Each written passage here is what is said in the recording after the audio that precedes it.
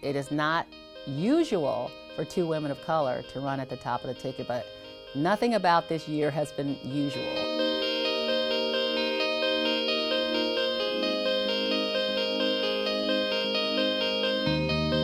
The Old Boy Network controls who gets elected. Maryland has a very high ceiling controlled by men who are really not too happy about letting women in. Sometimes it takes a tragedy to move the needle.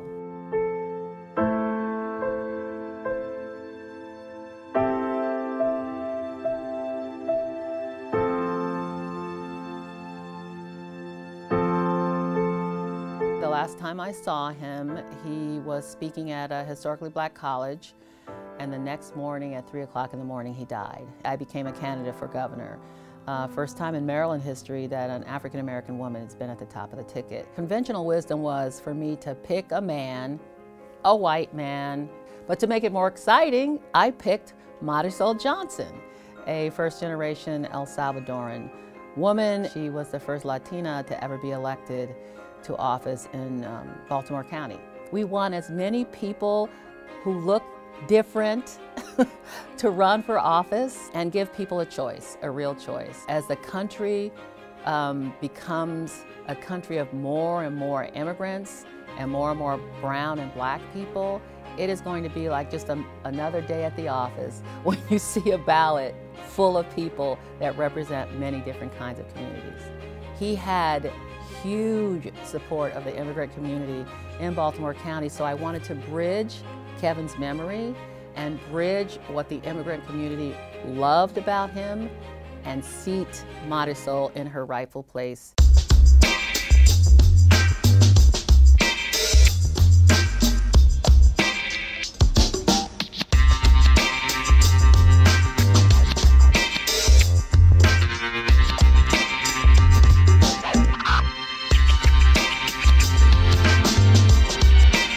They're trying to keep my name off the ballot, even though the state statute is clear and unambiguous that we have every right to be on the ballot. I think what we're in right now is a moment that people years from now will look at as a pivotal turning point in the state of Maryland that says we will never go back. And it may take a long time for a woman to be elected. Once you have an incumbent in a House seat, very hard to knock them out. And once you get in a U.S. Senate seat, you're there for life, essentially. And so we have to do all that we can in other ways to increase the numbers of women in the State House, to make sure that I become the next governor, and to make sure that women are represented at all levels of the government. What sets me apart is that I'm a mother and now a grandmother. And I came from very humble beginnings. Nothing separates me from a single mom, which I was. I raised my 2 boys alone. I used to work and check groceries in a supermarket, which is how I got involved in the union. I did that for a long time. I didn't go to college till I was in my 40s.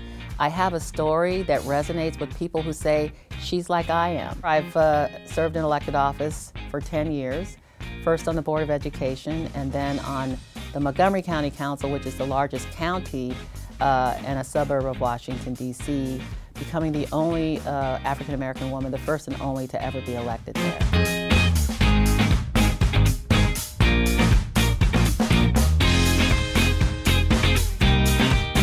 This is really about the community coming together around 2 powerful women who want to do good. We've been called to service. Well, I have 3 granddaughters who are just giddy with excitement about their Nana running for governor. I think about my little girls, and this is not easy, but I am doing it with no fear because I know what I'm doing is going to be for other people to take that baton and keep going.